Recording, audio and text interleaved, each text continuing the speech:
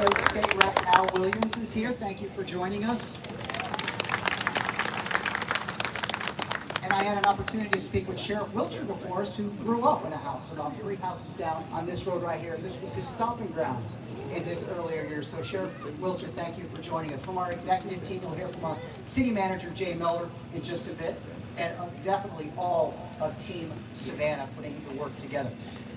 We have a wonderful event, and we're going to start off appropriately some of our youngsters from the Susie King Taylor Community School Children's Choir to bring us our very first musical selection. The audience is all yours. Them boys right there.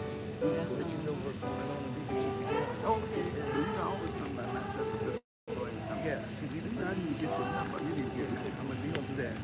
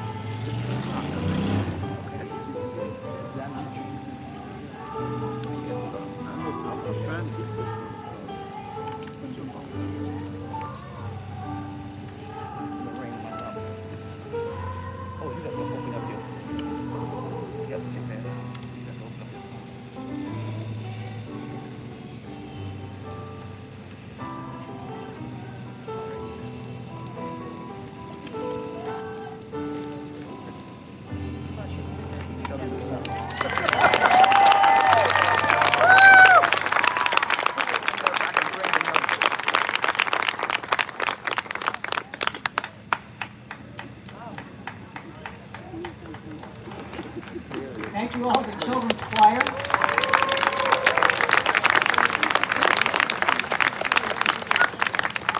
And if you want to hear more, they will be returning to this stage right after our dedication ceremony today to sing some more to kick off our afternoon evening celebration. I'd like to also thank our school board president, Roger Moss, who has joined us as well today. Now it's time for our city manager, the chief executive of our city of Savannah, Jay Melvin.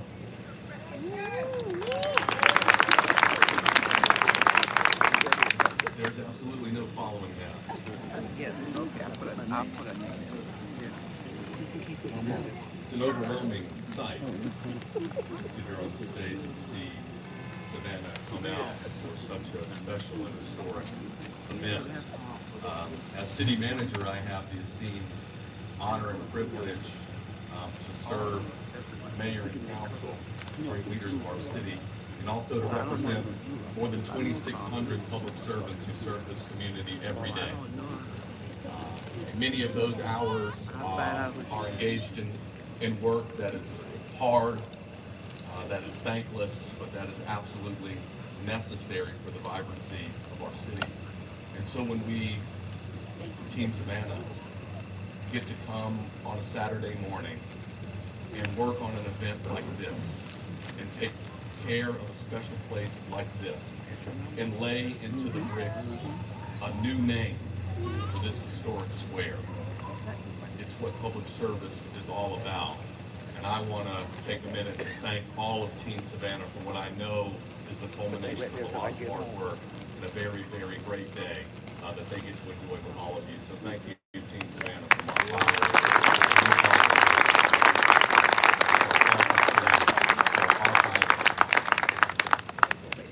When we embarked on this journey to name the square Mayor and Council, it was one of the most, the initiative where we had the most public engagement that we could count so far as data could show.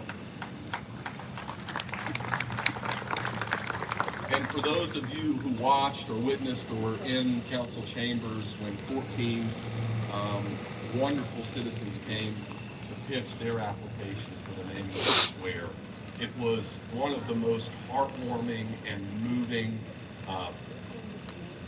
nights of my professional career, and I would urge every one of you, if you haven't seen those presentations and if you haven't seen the civility and the love with which everyone came to that chamber to talk about this square and how we might honor great Savannians and great public service. It's really something to watch and be very proud of your city, the place that we all call home. But just like the hard work of public service, where many times the choices are between two things that aren't perfect, in this case, there was a clear choice. There was a clear and present choice for whom we should honor in the square. And I want to thank Sister Pat Gunn and the Susie King Taylor Center for Jubilee for their incredible work.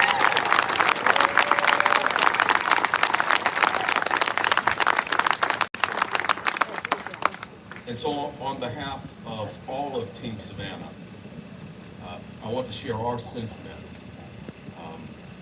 In her memoirs, Susie King Taylor wrote of the black soldiers of the South Carolina Volunteers for whom she nursed, for whom she taught during the war. She said, "For long and weary months, without pay or even the privilege of being recognized as soldiers, you labored on, only to be disbanded and sent to your homes without even a hope of reward." We know that Susie King Taylor also labored on for years. We hope now, in some small way, too many years too late, that this historic square, now named in her honor, stands as a place of hope for all who labored for freedom and a tranquil place of reward for the service they gave to all of us. On behalf of Team Savannah, thank you so much for being here. Thank you much for your support of what is and what will always be Susie King Taylor Square. Yeah. Thank you, Mr. City Manager. Co-founder of Savannah's own Susie King Taylor Center for Jubilee, which was founded a decade ago. Her passion is sharing her history and culture with others. Now she's Gullah Geechee and a master storyteller. So please put your hands together and let's welcome Sister Pat Gunn. Yeah. Yeah.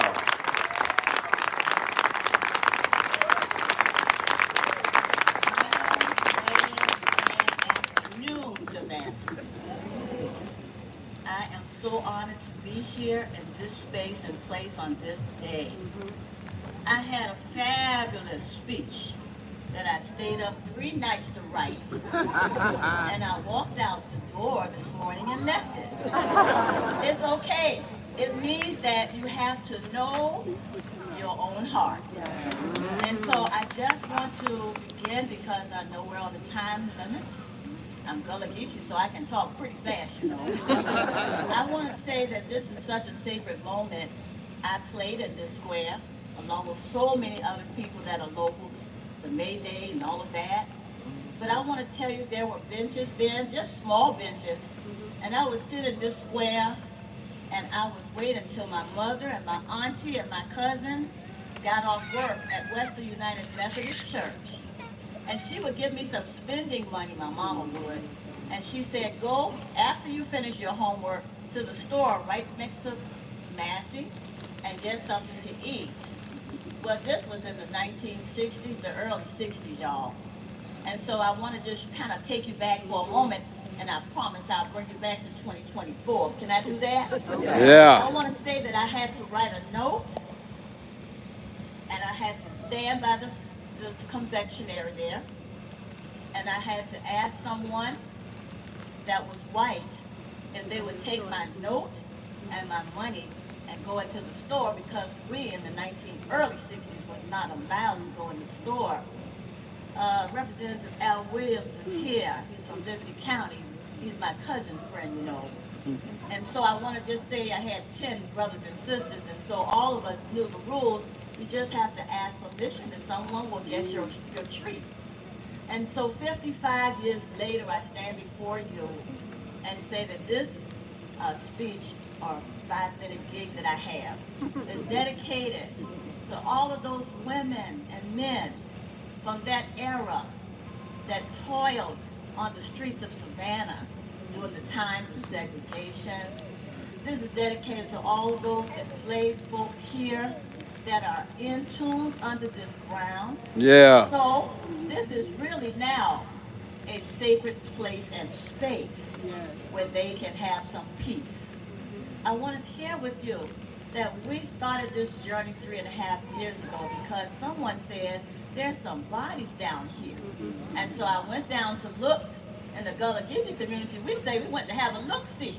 So I went and had a look-see, and sure enough, there are burials under this square as well as Whitfield Square. We began to talk. We began to work with the city, and I want to commend the city of Savannah. Right now, I want to commend you for the way you work with us. You see, we put an application in, and then I realized with my 30-plus years in social justice, hey, you got to go get you some people. And so, Sister Juanita, I love you. I want to tell you I went and got some people, but the people actually were sent to me by a higher power. Yeah. So I want to say kudos and have the coalition members wherever you are to please just stand or raise your hand and let folks know that it was people from all walks of life, all skills. And I am so honored to be on the same stage with Father Jamie Norwood, who is also a member of our organization. I know now why I left that orange book home with my notes in it, because if you are going to be in the business of righteousness, you got to be a truth teller. And so I want to share this with you because it's so important. And Sister Roz and I know this journey because we met Dr. Pat Stewart in Liberty County at a water conference given by my sister friend, Hermina Glass Hill. It was Hermina Glass Hill that educated us on who Susie King Taylor be. And so I want to pay homage to the sister for doing that because we found Susie King Taylor and we found Dr. Pat Stewart. Now, I want to also say when you start calling names, we get in a lot of trouble. But I do want to say that I want you to understand that it took bravery to do this work. There were many times that we were trying to get 51%, that we were not safe to walk this square and knock on doors as African Americans. And so brave neighbors from around this square says, I'll go. And so I want to pay homage to the neighbors around this square that were brave enough to do that. Around this square, around these corners, they helped us. I hope and pray there will be a safe day for me to come to this square and sit alone and have peace. I want this square to be a sacred place. I want this square to be a place where little chocolate girls can come and say, I can be another Susie King Taylor in another season. I want you to know that Eric Saul, military historian on our board of directors, he has put an application in for us for Susie King Taylor because she never got her veteran's pension or she never was acknowledged as a veteran. So we have sent an application in to President Biden so that Susie King Taylor and General Higginbottom will get a gold medal of honor for their service. It is time for 4 things, and I wrote to my seat. I want you all to get this because it took me a long time to get there.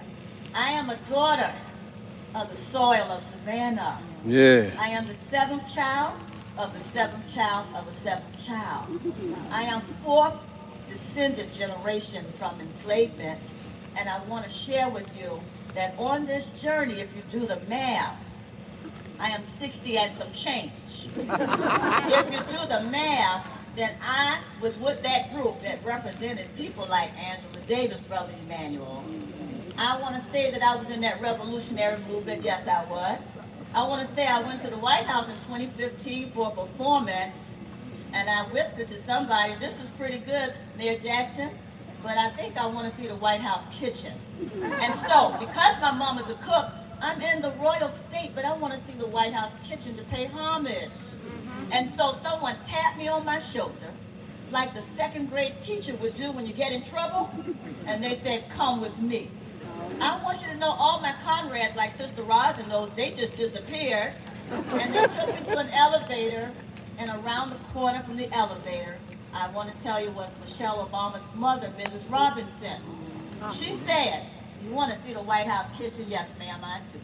So we went in the kitchen there, and I said, Ms. Robinson, I know you're from Chicago, South Side, well, you're originally from North Carolina. I've done my homework and you're Gullah Geechee. So on a Friday night, what do you prepare when you just want to have some fun with your food ways? And she said, I had my own apartment and I fixed fried fish and red rice. What do you do in this kitchen? She said, come over, and she opened a cabinet that had a little turnaround, and there was a big black cast iron pot, like a Dutch oven they call it. I said, what do you do with this? She said, I fix oxtail. I said, how do you fix it? She said, I stew it down and I put it over a bed of jasmine rice, almond bell. So I said in a very respectful way, Ms. Robinson, I'm not trying to get in your business, but you Gullah Geechee. And so here is what I want to share before I go to my seat. 32 years on the social justice journey gave me the tools needed to come back to Savannah and do the things I saw in the 1970s, 80s, and 90s. I worked with the Mrs. Coretta Scott King, Hosea Williams, C.T. Vivian. I'm going to my seat. I'm trying to make a point. I want to tell you what I saw. I saw a three-pronged effect. I saw them agitate America. I saw them educate America. And then I saw them organize America. So we came back to Savannah and we used that methodology to get this square. But as I go to my seat, I got to tell you one more thing. I got to put 4 more tools in that bucket for the 21st century. And this is for new generations out here. I want you to put truth-telling, reconciliation, healing, and repair in that bucket, because it's time for all of us to heal. And as I go to my seat, the lesson, Sister Judy Woolhite, my blue jacket, and I gotta acknowledge my blue jacket, Mr. Wilder Bryan. I want to tell you that here's the lesson that I learned. I learned that it is the heart and not the hue. Let me repeat that one more again. It is the heart and not the hue. If you do your work with an open heart, the higher power that you honor will send some people that will be used as the vessels to help you. Never do first person singular. Go get you some people. It's the heart and not the hue. Can I get an amen? Amen. Amen.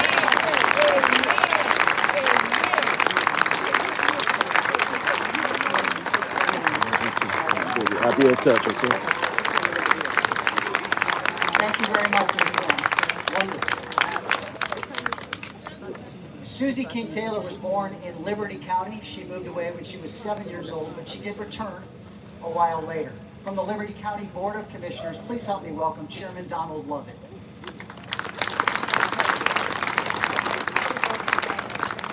Good morning. Good morning. What a great day to be in the city of Savannah.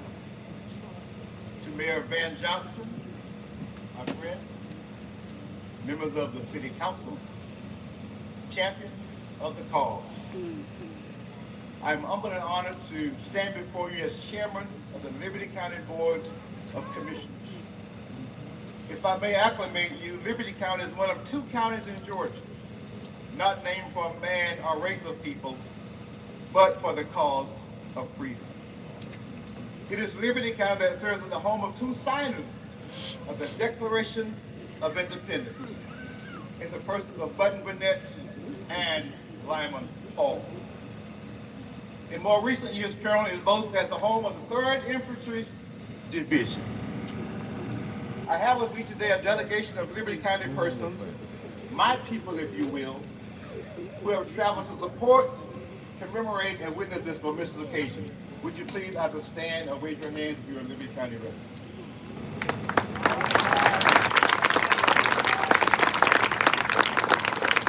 Do you know, my people, with me is the spirit of Reverend William A. Golden, father of education for the enslaved in Liberty County, and state legislator during Reconstruction. Do you know, my people, with me in spirit is Sharper, William A. Golden's grandfather, and his fellow traveling evangelists, Tony and Mingo, who preached the gospel to the enslaved in the absence of Reverend C.C. Jones, a name you should recognize, as he was the father to one of your previous mayors, Charles C. Jones, Jr. With me today is the spirit of Reverend Floyd Snelson, an African-American Republican leader, educator, and religious leader who elevated the school at Golden Grove, you know it as present-day Midway, to the historic Dorchester Academy, what the former enslaved revered as the College of Liberty County. This same Dorchester would serve as the civic, social, and financial center of activities for African Americans in Liberty County. Today, Dorchester is one of 11 sites on the National Civil Rights Trail in Georgia, having provided a safe refuge for training and strategizing for Dr. Martin Luther King, Andrew Young, Ralph Abernathy, Fred Shuttlesworth, September Clark, Dorothy Cotton, and over 2,000 teachers and leaders. It was at Dorchester where Project C was planned that led to the end of segregation in Birmingham, Alabama. That was one of the first major victories in the civil rights movement. I often say America owes Dorchester a great debt of gratitude for what Dorchester contributed to American history. Do you know, my people, blood of my blood and flesh of my flesh, I lift up my maternal Uncle Milton Martin Jr., Gunnery Sergeant Milton Martin Jr., Congressional Gold Medal recipient and Liberty County native for his service as a Montfort Point Marine, the first black Marines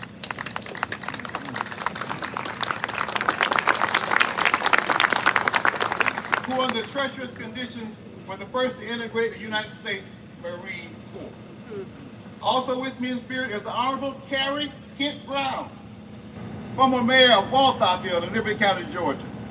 One of the first African-American mayors elected in all of these United States of America. And in the essence of time, with me also is Deacon Ralph Quarterman, a businessman, community leader, and organizer. And in 1960, the first African-American to seek political office in Liberty County since Reconstruction. And for whom a statue will be erected on the grounds of the historic Liberty County Courthouse. That's a good place to say amen. Amen.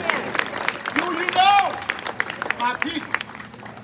So we have gathered today on these hallowed grounds to share with the city of Savannah and to lift up one of our own, Susie Baker King Taylor. Do you know, my people, from Liberty County, we have come over a way that with tears have been watered. From Liberty County, we have come, treading the path through the blood of the slaughter. Yeah. With my spiritual ears, I heard Susie as she spoke, put pen to paper and wrote these words in her memoirs. Cast your bread on the waters, and in many days it will return to you when it's needed most. Several years ago, I engaged a group of high school students in Liberty County to perform a bread casting ceremony. And the results of that was one Hermina Glass Hill coming to Liberty County to do tremendous work in the life of Susie King Taylor. Please appreciate Hermina Glass Hill. This past October, we cast our bread again, did we not? And we're here today to see its return when we need it most. Out from the gloomy past, on this beautiful 10th day of February, in the year of our Lord, 2024, still now we stand at last on Susie Baker King Taylor Square. Yeah.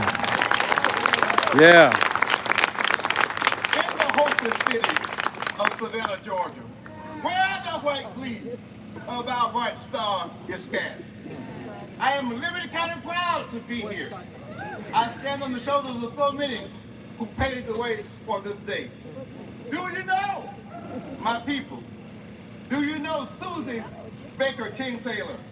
Call her name and she will live forever.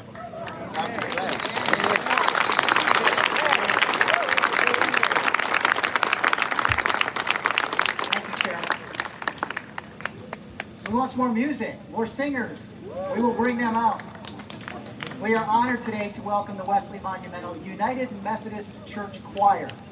Now they're going to be singing Elijah Rocks. Make sure you listen and check out the lyrics. Fittingly telling the story of Elijah, a prophet in the Bible who faced adversity and danger with courage and faith in the Lord. It is certainly a strong message of hope and resilience, and it is fitting for today. Please welcome Wesley Monumental Choir.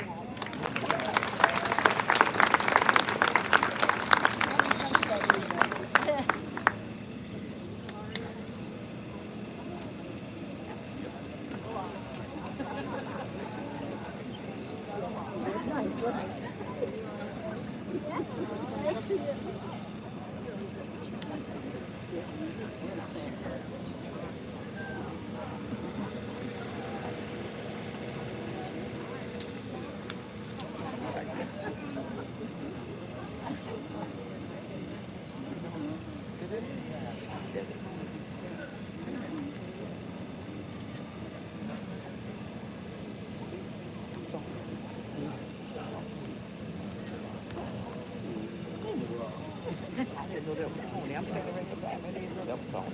I told you it was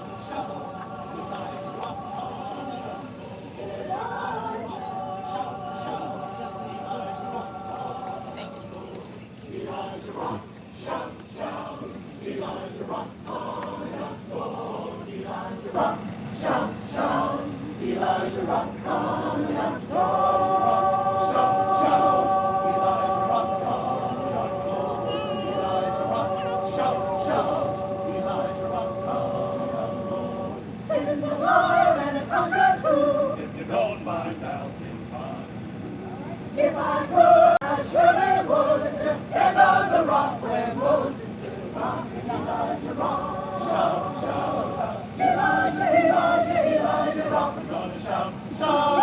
Elijah, shout, Elijah, rock, Elijah, rock, coming up. Elijah, rock, coming up. Elijah, rock, shout, shout. Elijah, rock, coming up. Elijah, rock, shout, shout. Elijah, rock, coming up.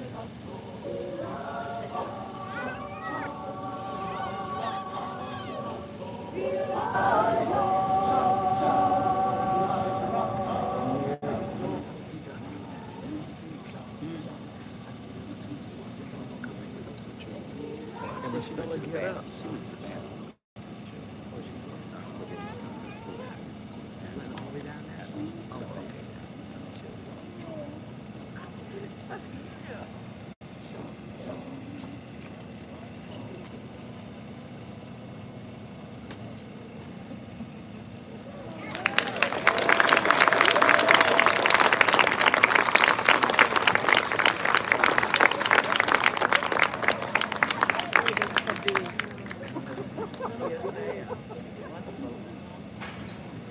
Thanks again to Director of Music Monica Deckel and the Wesley Monumental Choir from right over there.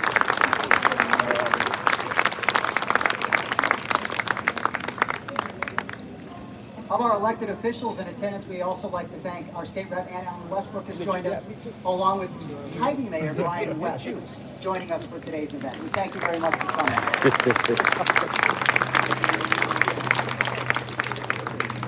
Hermina Glass-Hill heads the Susie King Taylor Women's Institute and Ecology Center. It is an organization that issues educational scholarships to deserving high school students in honor of Susie King Taylor. Glass-Hill began lecturing on Susie King Taylor more than 15 years ago. So please put your hands together and let's welcome Hermina Glass-Hill.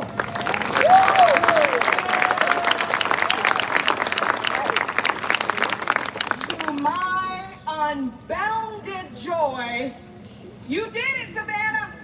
Yeah. You did it. Congratulations to Mayor Van Johnson, to the City Council, to Pat Gunn and her organization. organization, to those who led and let their voices be heard for change, transformation, and redemption. This moment is the prophetic perfect. This moment is the prophetic perfect because Susie King Taylor longed for this moment as memories of the Civil War during her days began to wane and memories of what the Civil War stood for in terms of 4 million enslaved people becoming self-liberated or liberated through the passage of the Emancipation Proclamation.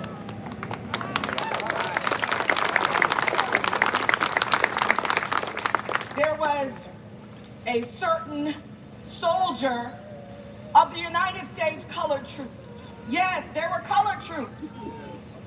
And one soldier said, after escaping from his plantation, he had found refuge behind Union lines. And what do you know? He saw his former plantation owner come looking for him. And he looked up, standing behind the Union line. He looked him in the eye and he said, "Bottom rail on top, massa." Bottom rail on top. I am Hermina Glasshill, founder and executive director of the Susie King Taylor Women's Institute and Ecology Center, the hometown of Susie King Taylor, where we have the only museum that's solely dedicated to the life and legacy of a Civil War nurse, teacher, veteran. She was a veteran. And a shout out to everybody who's straight out of Liberty County who are present here today. As the former associate director of the Center for the Study of the Civil War Era at Kennesaw State University, I have researched and lectured all around the world on the life and legacy of this great American heroine of freedom for more than 15 years. When she left Savannah in 1861, due to the uncivil war, she was enslaved. All right. But when she returned, she was a free citizen, a trailblazing entrepreneur, innovator, educator, veteran who opened 2 schools in this city, 2 schools, a day school and a night school. Yeah. Yeah. I can assure you, Mayor, City Council, Pat and your organization and everybody who supported this cause, I can assure you that this revolution of unity in the city of Savannah community is one that will certainly make her proud. You ask, how do you know that, Hermina? I'm going to tell you. One would only need to go back to the source, her memoir, Reminiscences of My Life in Camp with the 33rd United States Colored Troops, late 1st South Carolina Volunteers, to understand the philosophy of Susanna Susie Baker King Taylor, which began to formulate here as a young girl in Savannah and in Midway. For this city is where Susie, as a young slave girl, worked alongside her mother Dolly, her grandmother, a clever, hired-out enslaved washerwoman who knew how to play fool to catch smart to achieve her desired goals. Let's learn something today. From 7 to 13 years of age, young Susie weaved in and out of Bay Street and the surrounding streets and alleyways, full of dreams and imagination. She noticed George Wiley's auction house and human beings being sold to the highest bidder on the courthouse steps, while also observing the large ships in the Savannah harbor toing and froing from faraway places like New York and Boston and England and France and the West Indies, importing foreign goods, foreign people with foreign languages and foreign accents, and exporting thousands and thousands and thousands and thousands of bales of cotton, picked by thousands upon thousands of hands, fingers of enslaved men, women, and children.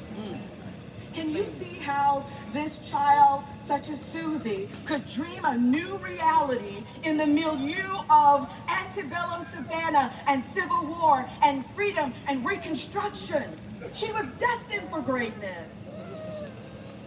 Young Susie, here in Savannah, observed her mother Dolly, her covert rendezvous held in plain sight with free women of color like Mother Mary Matilda Beasley and Mary Woodhouse, as they picked out vegetables and whispered about secret schools at the city market. And as she and her Geechee sisters facilitated prayers and ring shouts on the outskirts of this city. Young Susie was also a witness to how her grandmother negotiated and bartered agreements with white mistresses who themselves, in a sense, were enslaved under patriarchy. Their only power exerted in secrecy with a slave woman who requested that they risk their own lives to teach her granddaughter how to read and write right there in their own homes.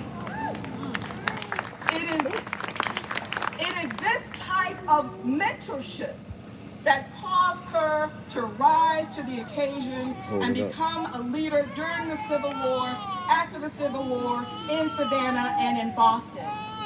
From these three specific examples I described, and there certainly are many, many more that you can read in Reminiscences. Everybody go ahead and get a copy of Reminiscences.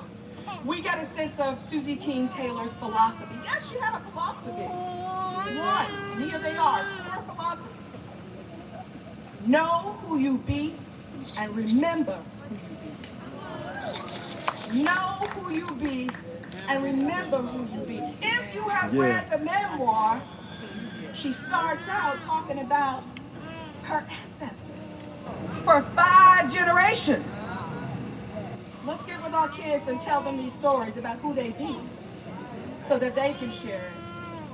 Number 2, make education, formal and informal, a guiding foundational principle in your life. She never stopped learning. She never was too old to learn. She was always educating and teaching from the moment that she was in this city at 7 years old until the day she closed her eyes on October 6, 1912 in Boston, Massachusetts. She never stopped learning. Number 3, work together. Sister Pat already alluded to this. Work together in interracial coalition building for the good of society.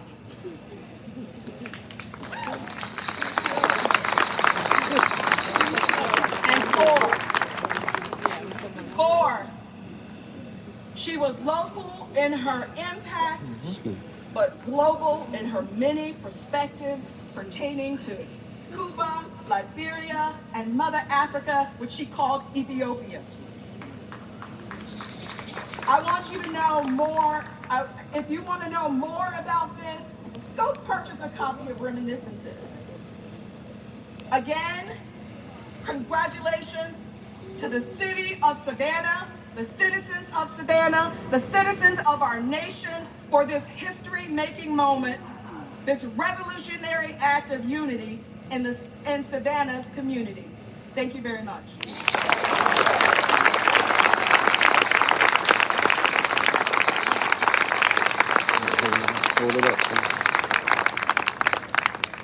To show the magnitude of this historic day, the number of special guests and elected officials continues to grow. That is here to show the importance of it. State Representative Carl Gilliard has joined us. Thank you. Along with Recorder Court Judge Joe Hoffman and our District Attorney Shalina Cook. Thank you all for joining us on this session. And now someone gentleman who probably really doesn't need an introduction, but I'll give him one anyways, because I'm supposed to. Our 67th mayor of the city of Savannah. Please welcome Van R. Johnson II.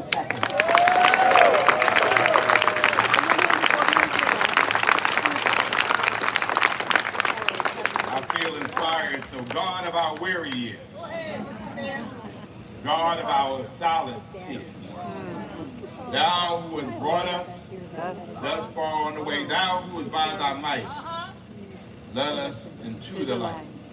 Keep us forever in the path we pray, lest our feet stray from the places, our God, where we met thee, lest our hearts, drunk with the wine of the world, we forget thee. Yeah. Shadow beneath thy hand may we forever stay. True to our God and true to our native land. Good afternoon, Savannah, Georgia. Welcome to Taylor Square. Yeah, yeah.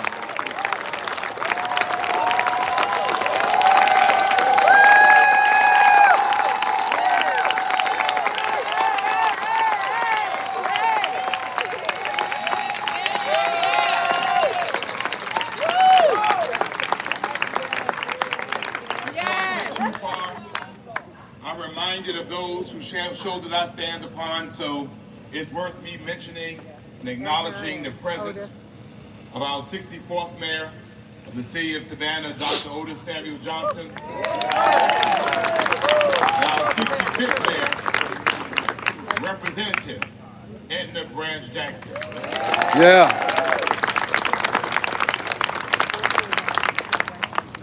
Today, we don't recognize slavery, we celebrate the slave. Today, we are at the intersection of religion and education, of race and sex, history and destiny. Today, we're at this critical place at Black History Month. We're at this critical place days before Georgia and Savannah's 291st birthday. We're here at this place just a few days before the day designated as the Love Day, so for those of you who need to go ahead and buy. Just days after, we welcomed the first woman and woman of color Vice President of the United States to this city.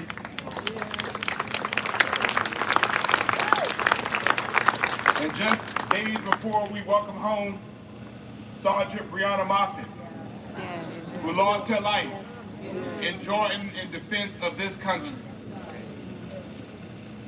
We're here today in the mindset that came to me of Saul, who did some stuff. Wasn't always good stuff. But then one day,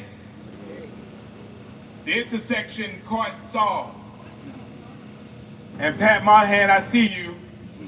His name was changed from Saul to Paul. And his latter became better than his former. And here we are today in the days of Calhoun, but in the better days of Susie King Taylor.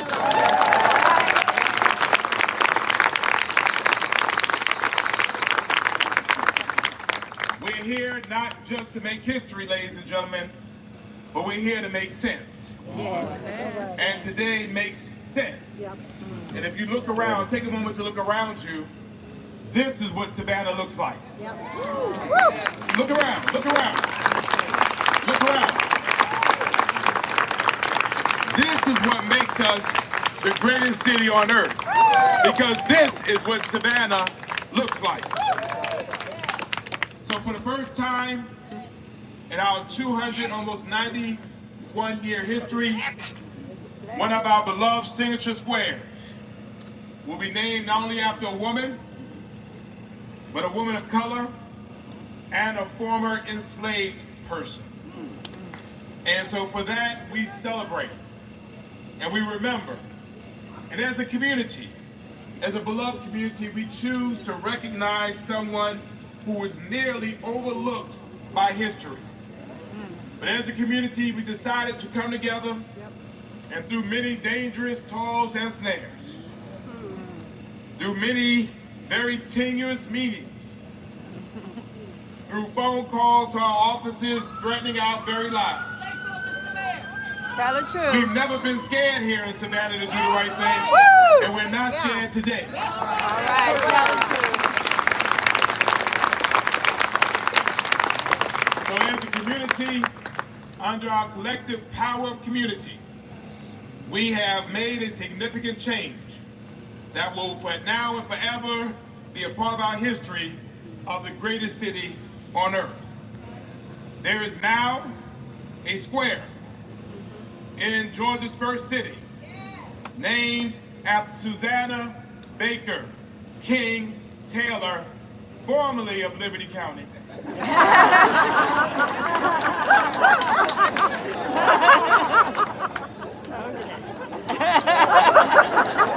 They got a long way to go, right, Savannah?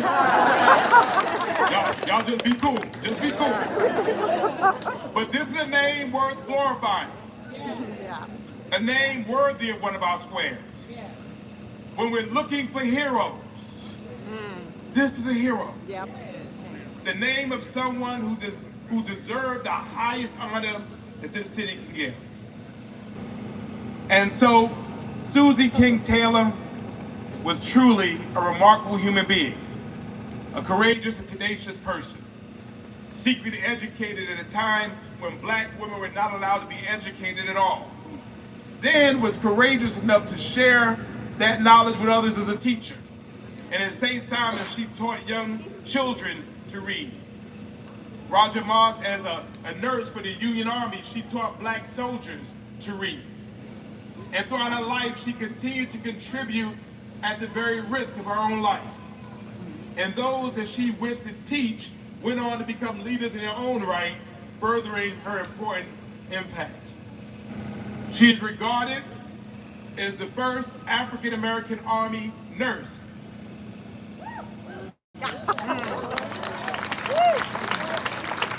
Right here. Giving care to Union soldiers during the Civil War in Company E of the 1st South Carolina Colored Troops. And after the war, Ms. Taylor and her husband returned to Savannah, and she opened one of the first public schools for African-American children over on Augusthoff Avenue. Time and time again, she defied the odds against her and forged her own path. There is nothing more dangerous, there's nothing more life-changing than a woman who is committed to make something happen.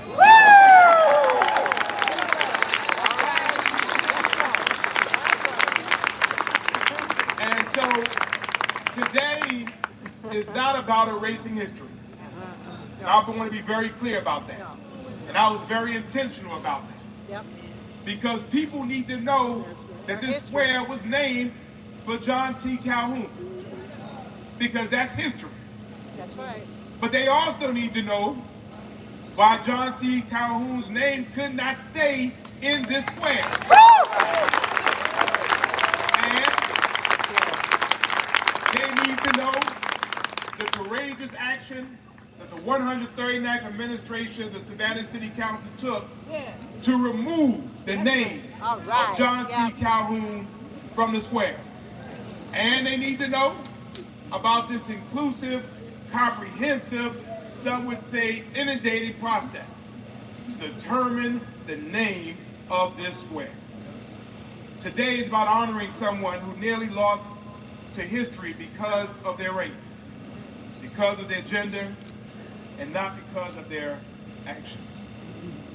I'm looking forward, and Ms. Hermina and I, we're heading to Boston. We're going to lay a wreath at the grave of Susie King Taylor. All right. Give her the honor at the city of it. And should we ever find a relative, we're going to bring her home to Southern soil where she belongs. Whoa. Yeah. I want to thank the Susie King Taylor Center for Jubilee and give them a big round of applause.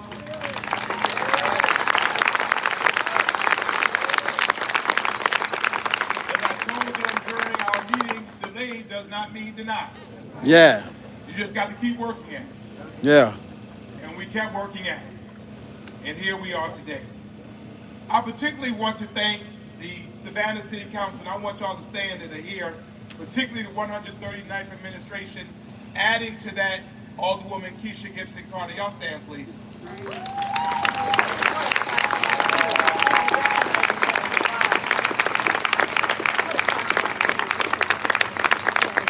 now Alderwoman Carolyn Bell, who voted to place the marker, because this was not easy. It wasn't easy. But yet these public servants were committed enough to go against the grain, but yet go in the right arc of history. All right, yes. And I thank you all so much for that. Give them another big round of applause.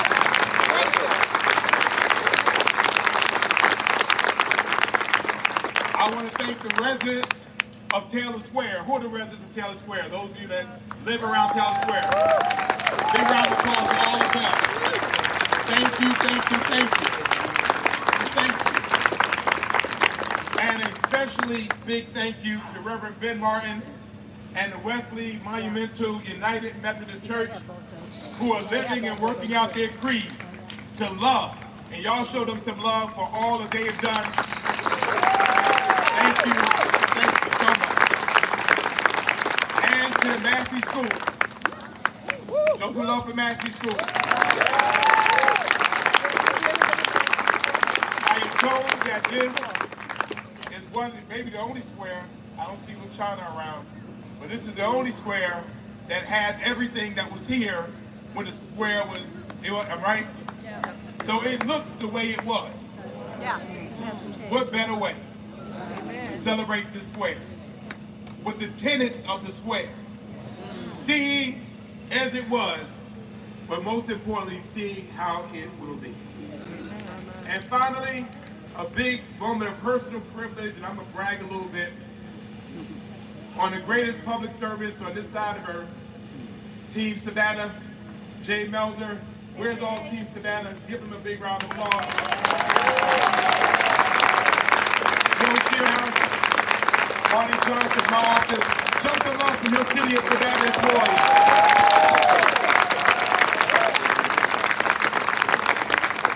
Ladies and gentlemen, this is a Saturday. And nobody wants to come to work on a Saturday. But yet, they've been committed to this, and they wanted to do this when everybody can come. Ladies and gentlemen, on a day in the world's greatest city where great things are happening every day, and a day where history is our calling card and our middle name, Savannah, you have found a way to even go above that. I end the way I began. Savannah, welcome to Susie King Taylor Square.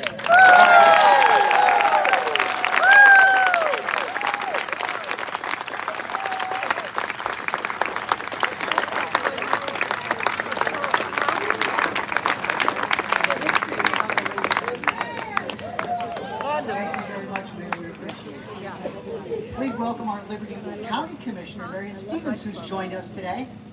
Also, the mayor stole a bit of my thunder, but I thought I saw him in the back.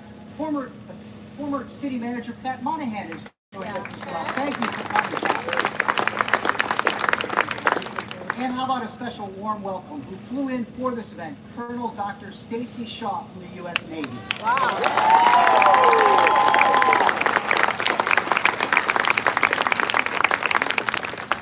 So for an event like this, and a historic event, we certainly want to finish strong. So here's our strong portion, and we'll start that out with a dedicatory prayer from Wesley Monumental United Methodist Church, right over there, a stone's throw. Please welcome Reverend Ben Martin.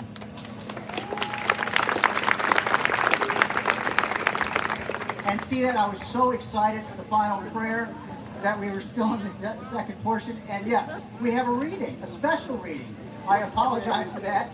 She's an author, a lecturer, a storyteller, and an inspirationalist. And she's next up on the agenda. Please welcome Dr. Bertie Sperry.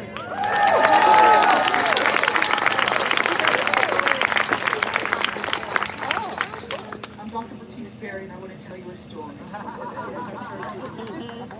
There was a bookstore, and they had a one-of-a-kind slave narrative. Two people walk in separately, and they both want to read the book, but they don't want to read it together. They think they have different paths, different missions. The woman who owns the store says, I have it, but you have to read it here, and you have to read it together. It's a story about a woman named Iona who lived in a horrible time of enslavement.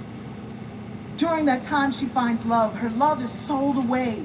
He has children by somebody else. She's brutally attacked by the slave owner and has a child. Her child is sold away. The man gets the freedom and says, unless I'm with her, I'm not free. So he comes back into slavery to purchase her freedom, which he does, but he's killed the next morning. That's okay. That's the first 6 pages of the book. This ancestor writes into the future, as we are doing today, how someday their descendants, someone from his line, someone from her line, will find each other and complete the love. The two who walked into those bookstores were those descendants. You are those descendants. You are the children of grace. And to you, she says this, my children of grace. You have to start this family over. It's on to you to set things straight. Y'all done traded one slavery for another when you turn your back on love. You ain't free to do what you want to do. You free to do what you're supposed to do. Take care of the children and the old folks. Just because they don't come from you don't mean they ain't yours. Learn your history. Love, forgive, but never forget. Never forget. Stand ground because a bigger change than I've seen is coming. But you're the beginning of that change. But change never come without struggle. Yeah. And joy never come without pain. In your lifetime, you'll see the struggle, but you have each other to get through it. Don't let the little things keep you from trying to get to the big ones. Others will try to stop you, but they can't. This thing is already moving. Yeah. Everybody who looks like you is not on your side. And everybody who don't ain't against you. Talk to God and never stop loving. The more I write, the more I see, the more I see, the more I know everything will be okay. I can feel it. It's my time now, and I feel that too. Learn from the past that's yours. Take the gift of what I done seen and use it for love. Here's the recipe of life, the road to freedom. Freedom ain't just about living free, it's about being free, then turning around and set somebody else free. The only problem is this: the chains on the wrist ain't as strong as the ones on your mind. The only thing that can win over this evil is your learning and your loving. So keep striving to love, keep learning to love, and keep loving. Because babies, we ain't got time for nothing else.